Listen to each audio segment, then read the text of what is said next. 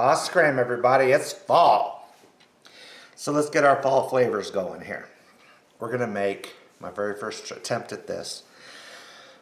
Butternut, actually just squash, ravioli. I'm gonna make my pasta, everything. So what I got here is a butternut squash. It was small, so I threw an acorn squash on there too. Then I got 1 onion, and I got 2 cloves of garlic.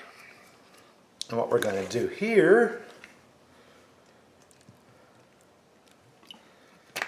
little olive oil, some salt and pepper. Mix this all together. You make sure everything's coated and seasoned.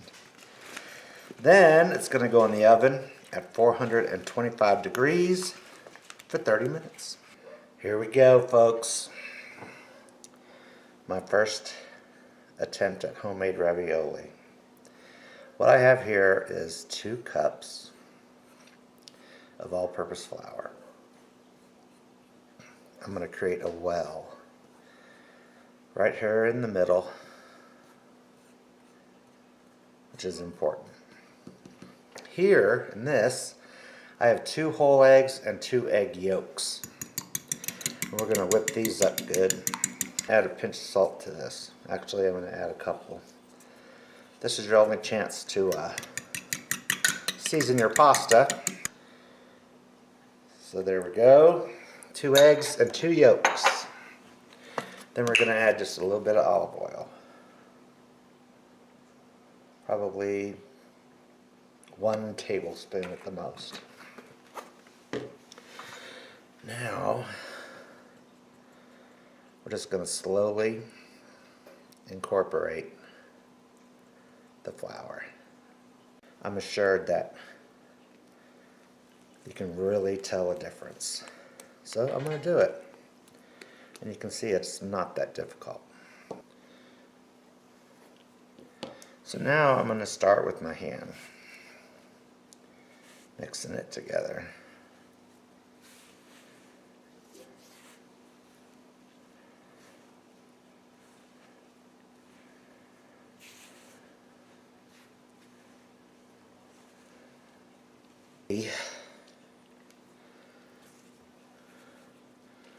Let's see what that does for it.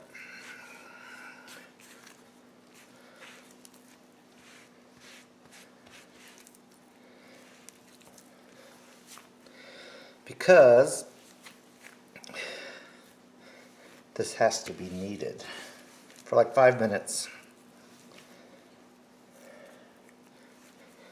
So evidently my wee water wasn't wee enough. So I'm going to need a little more flour.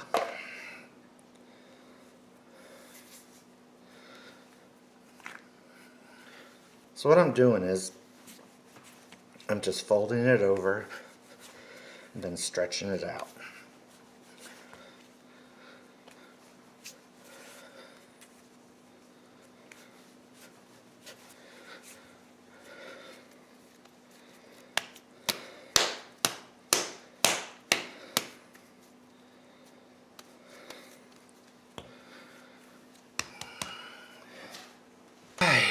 Check that out. Beautiful. I'm going to put it in that bowl. Give it a little drizz of olive oil to keep it from drying out. I'm going to cover it with plastic wrap. Stick it in the refrigerator for at least 30 minutes. Well, my filling just came out of the oven. My squash and whatnot. And it's very fork tender. So I'm going to transfer this to my Ninja and blend it up. So you can see everything fit in there nice.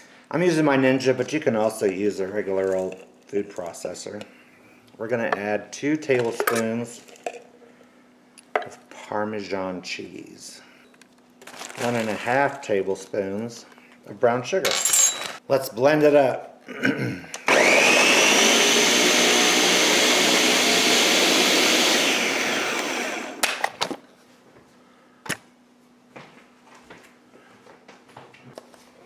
And like you should always do, let's give it a taste.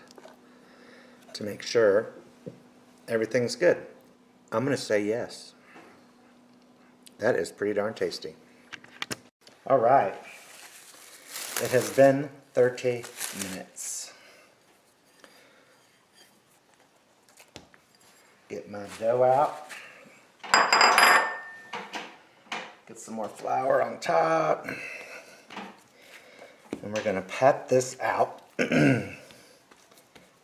into a disc.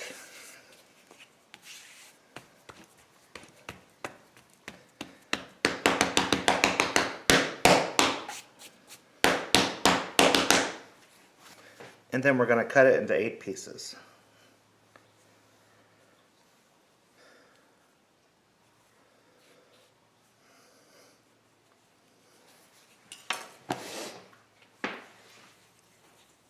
Voila. We're going to work with one at a time. So these others, I'm going to cover in plastic wrap. Okay.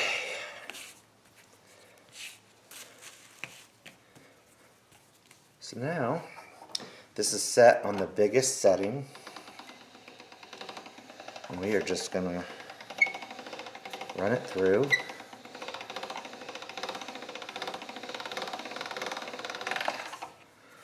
And then we're going to fold it over.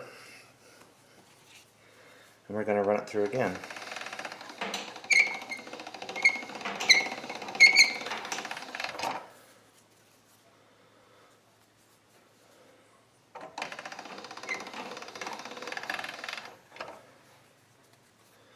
Then we're going to go to a 2.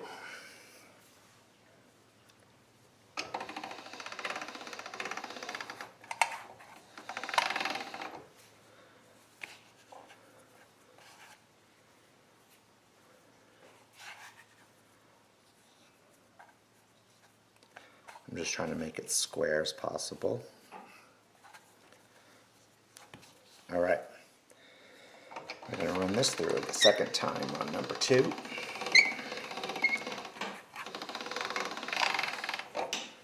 Then we're going to go to a 3.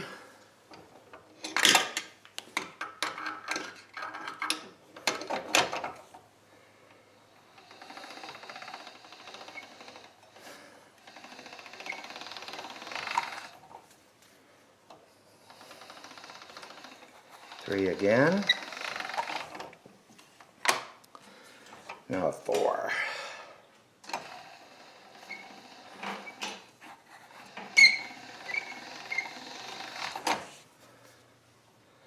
We're going to run it through twice every time.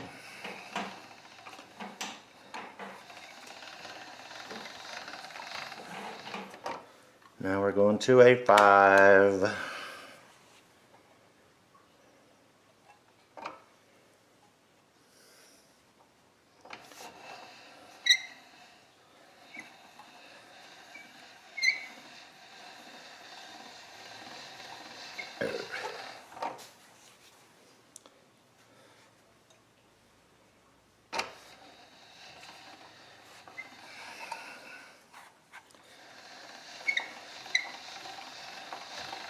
And I think that'll do.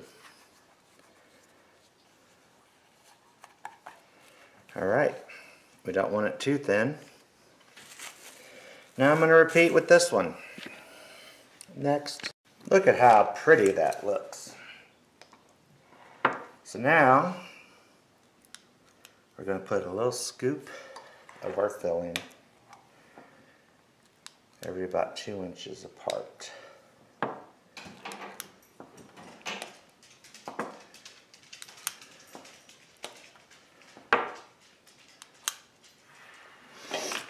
Then we are going to gently lay this over it,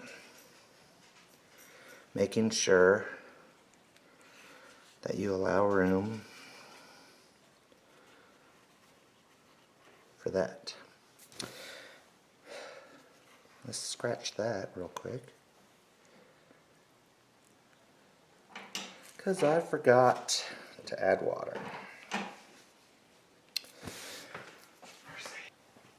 Okay, so I forgot to add water, but we're going to do it now. This will help seal it It's an important step to forget. Otherwise, they're going to come apart. Make sure you get between them too.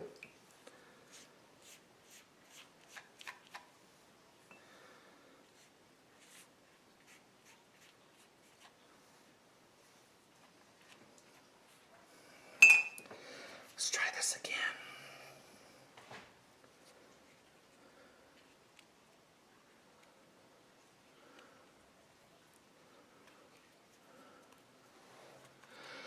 Now, the important thing is to get any air bubbles out.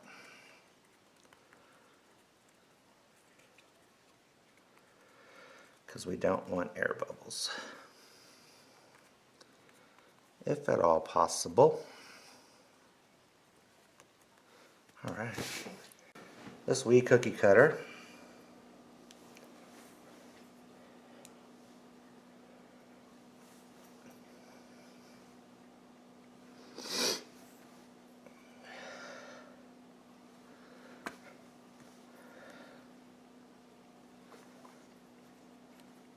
Alright. Booyah. And just to be on the safe side, we're going to crimp all the way around.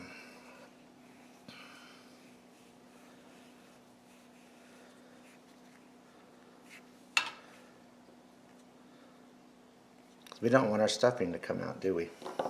Look at that. So now, we just transfer it to this little tray over here. And this is cornmeal. That's just going to prevent them from sticking together. Yep. Alright, I'm going to get busy.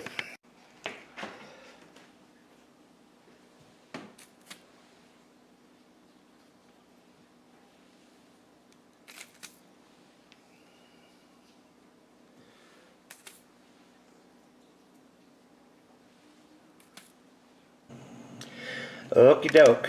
Here's my water getting ready to boil for my ravioli. And over here in this one, we're making the sauce, which is going to be a brown butter and sage sauce. A stick of butter. And as you cook it and it melts, it's going to turn to a brown color, and that gives it like a nutty flavor. So good. To add to the nutty flavor, we are going to add chopped hazelnuts. Look at that.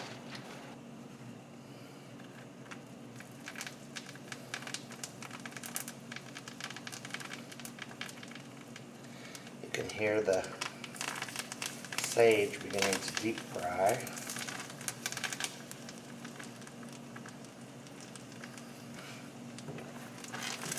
Oh yeah.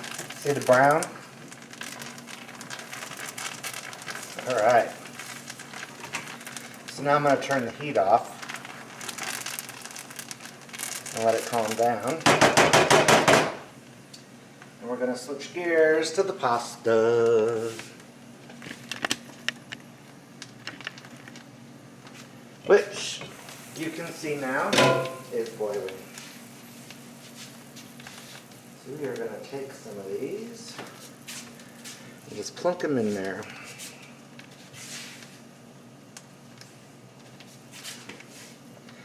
The thing about homemade pasta, it cooks quick. And how do you know when it's done? When it floats. I'm going to cook them in batches. This one's done. We're just going to put it directly into our brown butter sauce. Which you can see over there.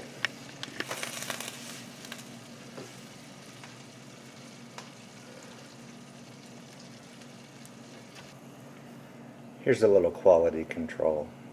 I'm going to try it. Boy howdy.